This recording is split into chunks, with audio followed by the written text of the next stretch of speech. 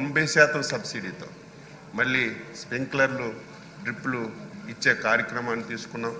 మళ్ళీ ఏదైతే ఇన్సూరెన్స్ కూడా మంచి కార్యక్రమం అధ్యక్ష. కేంద్ర ప్రభుత్వం రాష్ట్ర ప్రభుత్వం కలిసి ఒక 2% రైతు కాంట్రిబ్యూషన్ తీసుకుని బ్రహ్మాండమైనటువంటి ప్రోగ్రాం ఉంటే ఉచిత పంటల బీమా అని చెప్పి మొత్తం స్కీమ్ అంతా ఎత్తేసారు. మళ్ళీ పాత విధానాన్ని ఈ రాష్ట్రంలో తీసుకొచ్చి మరి పంటల బీమా కార్యక్రమం తీసుకుంటున్నాం. ఎంత దారుణం అంటే రైతుకి ధాన్యం కొంటే డబ్బులు కూడా ఇవ్వలేదు అధ్యక్ష. మీకు తెలుసు, ఒక ధాన్యం అమ్మితే 7 మాసాలు 8 మాసాలు డబ్బులు వచ్చాయి కాదు. మనం బాధ్యతలు తీసుకున్నప్పటికీ 1640 కోట్లు రైతులకు బకాయిలు పడిపోయారు అధ్యక్ష. ఈరోజు రైతుల గురించి క్వశ్చన్లు వేస్తున్నారు, మాట్లాడుతున్నారు. అయినా వాళ్ళ గురించి కాదు, మన రైతు ప్రభుత్వం తప్పనిసరిగా రైతుకు మేలు చేయాలి, చాలా ఇబ్బందుల్లో ఉన్నారని చెప్పి మళ్ళీ అన్ని కార్యక్రమాలు 1640 కోట్లు బకాయిలు తీర్చాం. ధాన్యం కొంటే 24 గంటల లోపే రైతుల అకౌంట్లో డబ్బులు వేసి ఈ కార్యక్రమాలన్నీ చేస్తున్నాం. మీ ద్వారా రైతులందరికీ తెలియజేస్తున్నాను, అర్హత కలిగిన ప్రతి ఒక్క రైతుకి అన్నదాత సుఖీభావ కింద 20,000 రూపాయలు 3 విడతలుగా కేంద్ర ప్రభుత్వం ఫస్ట్ ఇన్స్టాల్మెంట్ వేస్తే రాష్ట్ర ప్రభుత్వం ఫస్ట్ ఇన్స్టాల్మెంట్ అలాగే 3 సందర్భాల్లో వేయడానికి నిర్ణయం చేశామని చెప్పి మీ ద్వారా రైతులకి ప్రజలకి తెలియజేస్తున్నాను. క్వశ్చన్ నెంబర్ 574 రెవెన్యూ మినిస్టర్ గారు.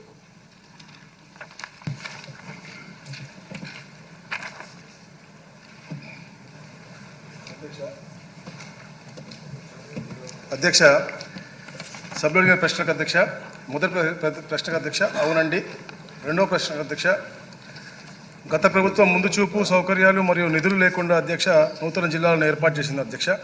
కానీ కొత్త ప్రభుత్వం వచ్చిన తర్వాత అధ్యక్ష మౌలిక సదుపాయాలు మరియు అవసరమైన సౌకర్యాలన్నీ కూడా ఏర్పాటు చేయడం జరిగింది అధ్యక్ష.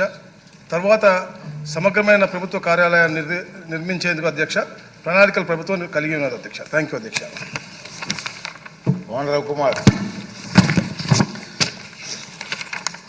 అధ్యక్ష ధన్యవాదాలు అధ్యక్ష, మీరు అవకాశం కల్పించినందుకు. అయితే ఇది మంత్రి గారు చాలా క్లుప్తంగా ఒక్క సెంటెన్స్లో సమాధానం చెప్పారు. కానీ ఇది రాష్ట్రంలో ఉన్నటువంటి ప్రజలకి చాలా ఇబ్బందుల్లో నెట్టేసింది అధ్యక్ష ఈ బైఫర్కేషన్ ఆఫ్ డిస్ట్రిక్ట్స్ అనేది. నేను సూటిగా మంత్రి గారికి ఒకటి ప్రశ్నిస్తా ఉన్నాను అధ్యక్ష. జిల్లా బైఫర్కేషన్ చేసేటప్పుడు బైఫర్కేషన్ చేసి 5 సంవత్సరాలు పూర్తిగా వస్తుంది అధ్యక్ష. ఇంతవరకు ప్రెసిడెన్షియల్ నోటిఫికేషను ఇచ్చారా? అసలు వితౌట్ ప్రెసిడెన్షియల్ నోటిఫికేషన్ మీరు ఇవ్వకుండా మీరు ఏ రకంగా మీ ఆర్డర్స్ చెల్లుబాటు అవుతాయండి? ఎందుకు నేను అడుగుతున్నానంటే అధ్యక్ష చాలా సీరియస్ అధ్యక్ష. గత ప్రభుత్వం మనం రాజధాని అమరావతిని మనం ఇచ్చేస్తే మీరు చట్టం చేయలేదు, కేంద్ర ప్రభుత్వం నోటిఫికేషన్ ఇవ్వలేదు అని మాట్లాడారు అధ్యక్ష. ఈరోజు దీనికి ఉన్నటువంటి స్టాట్యూటరీ శాంటిటీ ఏమిటి అని నేను ప్రశ్నిస్తా ఉన్నాను అధ్యక్ష. రెండవది అధ్యక్ష, మీరు ప్రెసిడెన్షియల్ నోటిఫికేషన్ ఇవ్వనప్పుడు ఏ రకంగా మీరు జోనల్ విధానాన్ని పాటిస్తారు? ఏ రకంగా డిస్ట్రిక్ట్ విధానాన్ని పాటిస్తారు? మీరు రేపు ఏదైనా ఒక నిరుద్యోగి ఒక ప్రభుత్వం నోటిఫికేషన్ ఇచ్చినప్పుడు ఎంప్లాయ్మెంట్కి వెళ్ళేటప్పుడు localisation, local candidate, non local candidate. ఈరోజు అరెస్ట్ వైల్ శ్రీకాకుళం డిస్ట్రిక్ట్లో 10 నియోజకవర్గాలు ఉండేవి అధ్యక్ష. ఈరోజు పాలకొండ మన్యం జిల్లాలో ఉంది అధ్యక్ష. విజయనగరం జిల్లాలో ఉంది అధ్యక్ష. లోకల్ నాన్ లోకల్ అని వచ్చేటప్పుడు కంటిన్యూషన్ ఆఫ్ స్టడీస్ 5వ తరగతి నుంచి 10వ తరగతి ఇంటర్మీడియట్ వరకు 7 ఇయర్స్ ఆఫ్ స్టడీస్లో వాళ్ళు ఇప్పుడు ఏ జిల్లాకు మీరు ప్రెసిడెన్షియల్ నోటిఫికేషన్ ఇవ్వకపోతే వాళ్ళు ఏ జిల్లా అని చెప్పి పరిగణించాలి? ఇది రెండో ప్రశ్న అధ్యక్ష. మూడోది అధ్యక్ష, ఈరోజు కూడా మీరు బైఫర్కేషన్ చేశారు అధ్యక్ష. కోర్టుకి ఎక్కడ పోవాలి అధ్యక్ష? వాళ్ళు జిల్లా పరిషత్ అంటే దానికి బైఫర్కేషన్ లేదు అధ్యక్ష. లోకల్ బాడీస్ సెపరేషన్ లేదు అధ్యక్ష. జ్యుడిషియరీ బైఫర్కేషన్ లేదు అధ్యక్ష. అంటే ఎవరు ఎక్కడికి పోవాలో, ఏ పనులు ఎలా చేసుకోవాలో, ఎక్కడ చేసుకోవాలో అనేది కూడా తెలియనటువంటి అగమ్య గోచరానికి నెట్టేశారు అధ్యక్ష గత ప్రభుత్వం. జగన్మోహన్ రెడ్డి గారికి ఉన్నటువంటి తన విచిత్రమైనటువంటి ఆలోచన వలన ప్రజల్ని గందరగోళానికి నెట్టారు అధ్యక్ష. ఈ రోజు కూడా అధ్యక్ష 26 జిల్లాలు చేశారు అధ్యక్ష. 26 జిల్లాలకి జిల్లా కేంద్ర కార్యాలయాలు ఉన్నాయా, కలెక్టర్ ఆఫీసులు. అలానే ఇప్పటికి కూడా మీరు పూర్తిగా బైఫర్కేషన్ ఆఫ్ ఎంప్లాయీస్ అది పూర్తి కాలేదు అధ్యక్ష. ఇప్పటికి కూడా చాలా దగ్గర చూస్తున్నారు అధ్యక్ష. మీరు ఏదైతే కొత్తగా ఏర్పాటు చేసిన జిల్లాలు ఉన్నాయో ఆ అద్దెలు కూడా గత ప్రభుత్వం గత 4 సంవత్సరాల అద్దెలు కూడా చెల్లించట్లేదు అధ్యక్ష. అద్దెలు చెల్లించకపోతే కార్యాలయాలకి ఆ ప్రైవేట్ ఓనర్స్ తాళాలు వేస్తున్నారు అధ్యక్ష. నేను మొన్న తిరుపతి వెళ్ళేటప్పుడు చూశాను అధ్యక్ష. టీటీడీ వారు నిర్మించుకున్నటువంటి వారి భవనంలో అక్కడ కలెక్టర్ కార్యాలయం నడుస్తుంది అధ్యక్ష.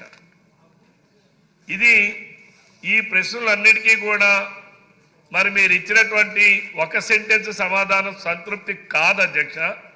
దయచేసి మంత్రి గారికి మీరు ప్రెసిడెన్షియల్ నోటిఫికేషన్ ఇవ్వకుండా దానికి స్టాట్యూటరీ శాంటిటీ వస్తుందా రాదా, మీరు అది ఎందుకు చేపట్టలేదు? ప్రభుత్వం గడచిన 5 సంవత్సరాల అధ్యక్ష దాన్ని పూర్తిగా నిర్వీర్యం చేశారు అధ్యక్ష. ప్రజలు ఎక్కడికి వెళ్ళాలో తెలియడం లేదు అధ్యక్ష. ఏపీటీ ఇప్పటికి కూడా ఇంకొక ఎగ్జాంపుల్ అధ్యక్ష, నా నియోజకవర్గంలోనే బూర్జు మండలంలో 56 ఎకరాలు టెంపుల్ ల్యాండ్ ఉంది అధ్యక్ష. అంటే నాకు అనుభవం అయిన తర్వాత ఈ ప్రశ్న వేశాను అధ్యక్ష. అది పాలకొండ ఎగ్జిక్యూటివ్ ఆఫీసర్ పరిధిలో ఉంది అధ్యక్ష.